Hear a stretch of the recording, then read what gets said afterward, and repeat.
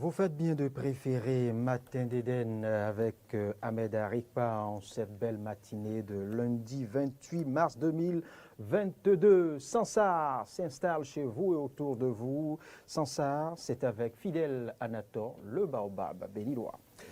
Bonjour à vous. Bonjour. On renoue avec cette rubrique Sansar. Il y a de ça une semaine, vous nous avez épaté à travers votre poulain qui a partagé avec nous un joli conte. Ouais, oui. On a hâte de goûter à la suite évidemment. ou à la fin de ce conte pour voir de quoi on retourne, quel sera le dénouement De ce chat et de ses parents. de ce fameux chat. Ce fameux chat et de ses parents humains. Eh bien, évidemment, comme vous l'avez remarqué, c'est un fleuron, c'est un jeune fleuron. Et c'est pour ça que nous l'avons amené par ici, pour que le public le découvre. Parce que c'est aussi ça, Sansar. Et Sansar va commencer par devenir plus croustillant, comme je l'avais annoncé la semaine dernière. Et ce jeune fleuron, je l'ai découvert il y a à peu près 1 année et demie, du côté de Parakou, où il était venu à un festival.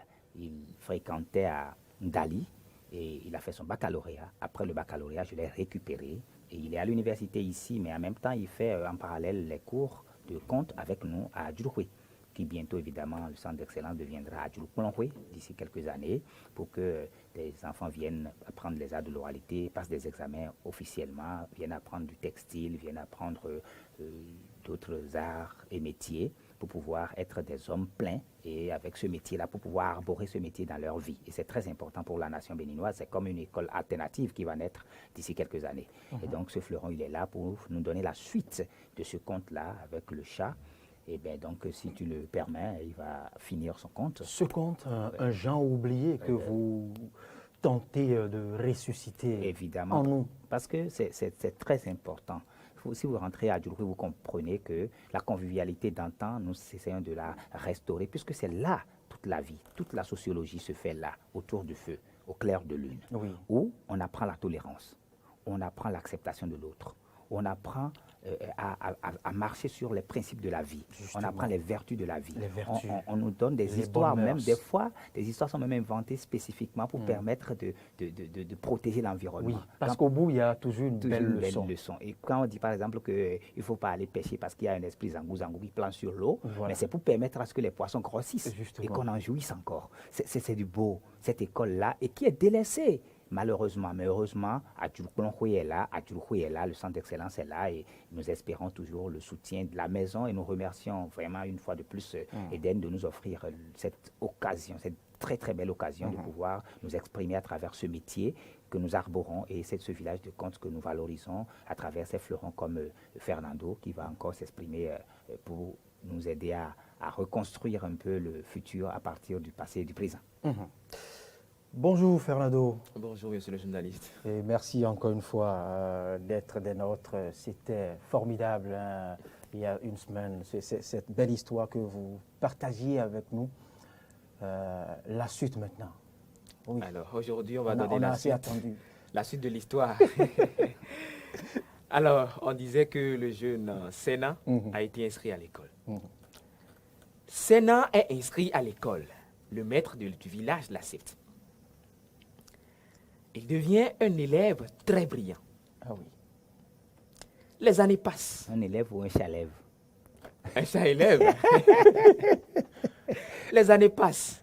Tous les enfants du village ont grandi. Sénat a aussi beaucoup grandi. Alors, il s'organise dans le village une compétition, une course de chevaux.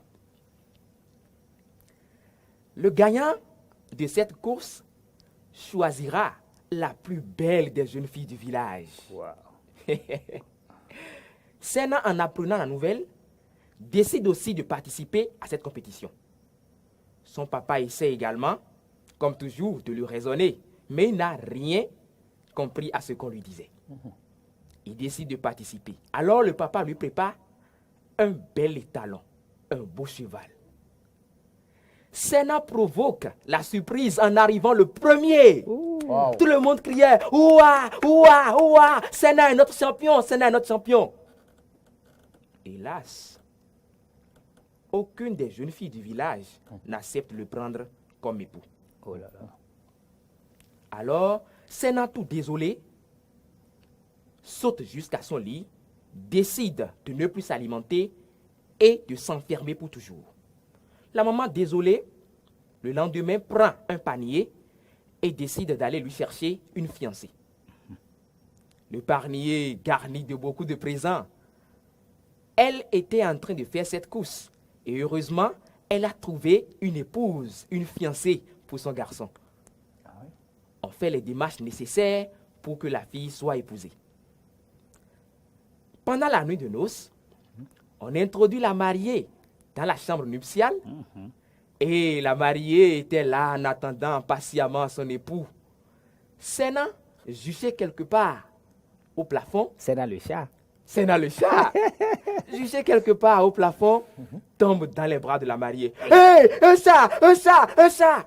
Elle commence par crier. Wow. Elle abandonne Sénat parce que Sénat est un chat. La maman reprend encore son panier. Elle trouve encore une autre fille. Le même scénario se reprend, il y a les démarches, tout a été fait. Elle est mariée et on l'introduit également dans la chambre nuptiale. Et Sénat, encore juché en haut du plafond, tombe encore dans les bras de la mariée. Ah, un chat encore, non? Non. Celle-ci, contrairement à la femme précédente, le prend dans ses bras et dit, « Oh mon Dieu, si c'est cela que tu m'accordes comme époux, qui suis-je pour refuser? Je l'accepte. » Et un miracle se produit. Wow. Le jeune chat se transforme en un beau garçon. Wow.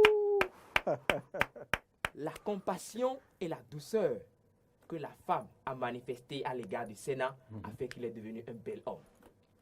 Comme quoi? Et Sénat, bras dessus avec sa femme, sortent voir les invités et la fête fut belle.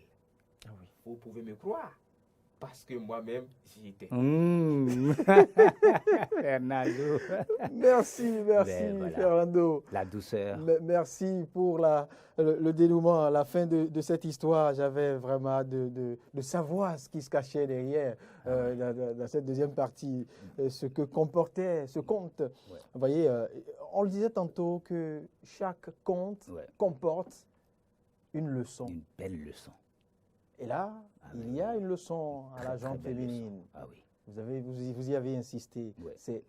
C'est la tempérance, la douceur, La tendresse. la tendresse. Et cette acceptation, La compassion. bien que ce soit cette compassion qui a, je dirais, provoqué la providence Ah ben oui, hein. à transformer le chat en un beau garçon. Un beau garçon. Ça y est. Ouais. C'est dire que on a toujours à apprendre de ce genre, oublier en griffe que vous faites bien de ressusciter quel conte, le hadjrou, le wenouho, comme nous le disaient les mémés au primaire. À cette époque, il n'y avait pas de leçons encore, vous savez, les leçons démarrent au CE. Ouais, évidemment. Au CICP, il y avait que la mémé avait toujours quelque chose à nous raconter. Ouais. Et à la fin, Qui était très intéressant. très intéressant. Édifiant. Très intéressant. Et au bout, il y avait toujours une leçon. Et nous avons un projet de perpétuer cette manière de faire les choses. Nous avons un petit projet qui va devenir très grand parce qu'il va commencer de manière sectorielle mais va s'élargir dans tout le pays, qui s'appelle le sac à lire, qui est un style que nous avons découvert avec le GAFI du côté de Bruxelles et qui va se rentrer dans nos pratiques, c'est-à-dire que nous avons un sac dans lequel nous avons quelques recueils de contes que nous offrons à des ménages. Et les ménages donc les enfants vont lire les contes, les parents et tout, et ils vont se raconter. Les enfants vont Cela raconter, va inciter aussi à la lecture. Va raconter, et ça va inciter à la lecture et ça va ramener le conte autour du feu, le conte le soir dans les maisons, dans les ménages. Et après, nous allons installer un challenge où il y aura les meilleurs enfants conteurs, les meilleurs parents conteurs qui seront primés. Et tout ceci participe à la résurrection de ce genre. Bien sûr, et évidemment, nous quel n'avons pas conte. encore tous les moyens qu'il faut. Nous continuons de colmater les brèches. Et donc, tout le monde serait bienvenu pour accompagner ces genres de projets pour que le village tienne et que le conte se renaisse et se perpétue puisque c'est vrai que nous disons que le compte est perdu, le compte s'en va et tout, mais quand vous rentrez dans le fin fond du Bénin, nous avons eu l'honneur de faire une tournée nationale avec le projet belge et un peu avant avec l'AHA qui nous avait demandé un travail. Nous avons remarqué que quand vous dites Adjurou, les gens disent Adjourouaï, et quand vous dites compte, ils disent raconte. À Bégourou, Guinagourou, Parakou, dans certains coins, eh bien, le compte est encore intact. Donc, Merci. le Bénin est toujours intact et le soleil continue toujours de se lever. Merci Fidèle Anator, merci à vous Fernando. J'espère que ce ne sera pas le dernier compte que vous prévoyez. La maison fleurie de compte. Revenez-nous de temps à autre, quitte à nous bercer, quitte à partager avec nous de très jolis comptes. C'était bien évidemment sans ça.